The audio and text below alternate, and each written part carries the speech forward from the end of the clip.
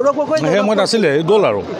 once upon a time there যে king বাছ গৌৰৱ গগৈৰ প্ৰসংগত মই নাজানো বিজেপিৰ কথা চলিব এইবিলাক গগৈ স্বৰ্গৰ কথা বাদ দিয়ক আমাৰ হিমন্ত বিশ্ব শৰ্মা নৰেন্দ্ৰ মোদী JP নাড্ডা দিলীপ শইকীয়া এইবিলাকে চলিব বেলেগ নচলে কাৰণ মানুহে জানেতো মানুহে কোনটো কৰিব লাগে সেই কথা জানে ময়ো পঞ্চায়তৰ মানুহ কাৰণে অকণমান চাবলৈহে আহিছোঁ যোৰহাটৰ কথা গৌৰৱ গগৈৰ দিন গ'ল কাৰণ কেলৈ পাকিস্তানৰ লগত সম্পৰ্ক থকা মানুহ পাকিস্তানৰ কি অৱস্থা হৈছে আপোনালোকে দেখিছে পাকিস্তানৰ লগত থকা মানুহৰ কি অৱস্থা হ'ব সেইটো জানিব লাগে সমষ্টি পুনৰ নিৰ্ধাৰণ হ'লেও মানুহখিনিতো একে আছে সমষ্টি পুনৰ নিৰ্ধাৰণ হৈছে হিমন্ত বিশ্ব শৰ্মা ডাঙৰীয়া মুখ্যমন্ত্ৰী হৈ আছে নৰেন্দ্ৰ মোদী ডাঙৰীয়া প্ৰধানমন্ত্ৰী হৈ আছে যোৰহাটৰ সভাপতি হৈছে আৰু মানুহবিলাকতো একে আছে গতিকে ভাৰতীয় জনতা পাৰ্টীৰ কোনো প্ৰশ্ন উঠিব নোৱাৰে ভাল ৰিজাল্ট হ'ব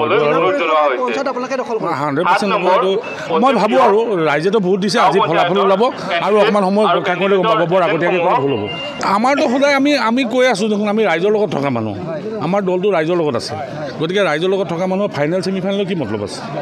আৰু 26ত মুখ্যমন্ত্ৰী আমাৰ চৰকাৰ হ'ব এইটোতো চবেই জানে গতিকে আপোনালোকেও জানে ৰাইজৰ লগত সুধিলে গম পাব ক'ৰবাত দুই এটা হয়তো লাক আমাৰ বেয়া থাকিলে পৰাজয় হ'ব পাৰে সেইটো বেলেগ কথা আদাৰৱাইজ ৰাইজৰ ইচ্ছা কিন্তু বিৰোধীক দিয়া নহয় মই যিমানটো জানো মই নাজানো গৌৰৱৰ কথা বিজেপিৰ কথা জানো মই বিজেপিৰ কথা জানো বিজেপি ভাল হ'ব বিজেপিয়ে ৰাইজৰ লগত থাকে বিজেপি ৰাইজৰ লগত থাকিব আৰু ভৱিষ্যত দিনত বিজেপি কংগ্ৰেছ দূৰলৈ নাহে আৰু গৌৰৱ গগৈ কংগ্ৰেছৰ অংশ গতিকে তেওঁ কেনেকৈ আহিব গোটেই কংগ্ৰেছে যেতিয়া নাহে তো গৌৰৱ গগৈ প্ৰশ্ন কৰিব টচনচটো বাদ দিয়ক সেইটোতো শব্দটো ভালেই আৰু কিবা কিবি হ'ব লাগে সেই মই নাছিলে গ'ল আৰু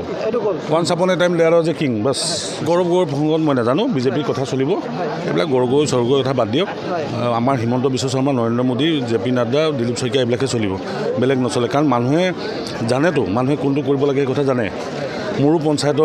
পঞ্চায়তৰ মানুহ কাৰণে অকণমান চাবলৈহে আহিছোঁ যোৰহাটৰ কথা গৌৰৱ গগৈৰ দিন গ'ল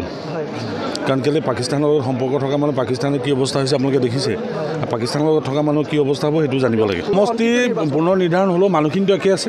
সমষ্টি পুনৰ নিৰ্ধাৰণ হৈছে হিমন্ত বিশ্ব শৰ্মা ডাঙৰীয়া মুখ্যমন্ত্ৰী হৈ আছে নৰেন্দ্ৰ মোদী ডাঙৰীয়া প্ৰধানমন্ত্ৰী হৈ আছে যোৰহাটৰ সভাপতি হৈছে আৰু মানুহবিলাকতো একে আছে গতিকে ভাৰতীয় জনতা পাৰ্টীৰ কোনো প্ৰশ্ন উঠিব নোৱাৰে ভাল ৰিজাল্ট হ'ব 100% মই ভাবোঁ আৰু ৰাইজেতো ভোট দিছে আজি ফলাফল ওলাব আৰু অকণমান সময় ৰক্ষা কৰিলে গম পাব বৰ আগতীয়াকৈ কৰা ভুল হ'ব আমাৰতো সদায় আমি কৈ আছোঁ দেখোন আমি ৰাইজৰ লগত থকা মানুহ আমাৰ দলটো ৰাইজৰ লগত আছে গতিকে ৰাইজৰ লগত থকা মানুহৰ ফাইনেল ছেমিফাইনেলৰ কি মতলব আছে আৰু 26ত মুখ্যমন্ত্ৰী আমাৰ চৰকাৰ হ'ব এইটোতো চবেই জানে গতিকে আপোনালোকেও জানে ৰাইজৰ লগত সুধিলে গম পাব ক'ৰবাত দুই এটা হয়তো লাক আমাৰ বেয়া থাকিলে পৰাজয় হ'ব পাৰে সেইটো বেলেগ কথা আদাৰৱাইজ ৰাইজৰ ইচ্ছা কিন্তু বিৰোধীক দিয়া নহয় মই যিমানটো জানো মই নাজানো গৌৰৱৰ কথা বিজেপিৰ কথা জানো মই বিজেপিৰ কথা জানো বিজেপি ভাল হ'ব বিজেপিয়ে ৰাইজৰ লগত থাকে বিজেপি ৰাইজৰ লগত থাকিব আৰু ভৱিষ্যত দিনত বিজেপি কংগ্ৰেছ দূৰলৈ নাহে আৰু গৌৰৱ গগৈ কংগ্ৰেছৰ অংশ গতিকে তেওঁ কেনেকৈ আহিব গোটেই কংগ্ৰেছে যেতিয়া নাহে তো গৌৰৱ গগৈ প্ৰশ্ন কৰিব টচনচটো বাদ দিয়ক সেইটোতো শব্দটো ভালেই আৰু কিবা কিবি হ'ব লাগে